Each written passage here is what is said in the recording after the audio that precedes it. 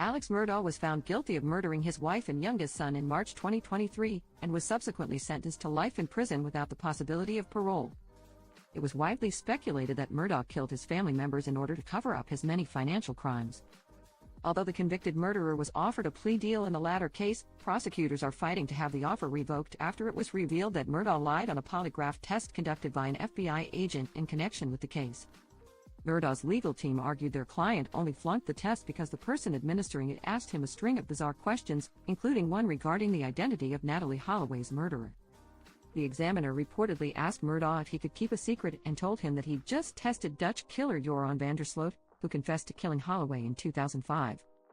The FBI agent also told Murdaugh that he didn't believe he'd actually murdered his wife and son before peppering him with confusing questions about his finances and assets.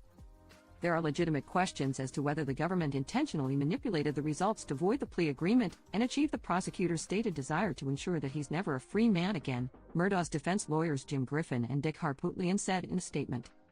They also requested the judge disregard the results of the polygraph when determining Murdaugh's sentence at his hearing scheduled for Monday, April 1st.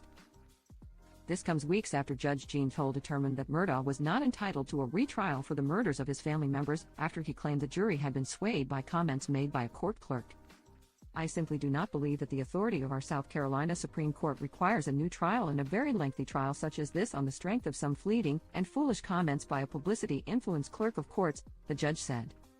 Now that I've read the record, I say as the successive trial judge that the evidence was overwhelming and the jury verdict not surprising. The disgraced former lawyer's attorneys vowed to take the case to the Court of Appeals, as well as South Carolina's Supreme Court to continue to fight the ruling. It's either going to be decided, in my opinion, in our favor in the appellate court or 5 years down the road in federal court, unless they changed the federal law, Griffin said at the time. The Associated Press reported Murdaugh was asked odd polygraph questions.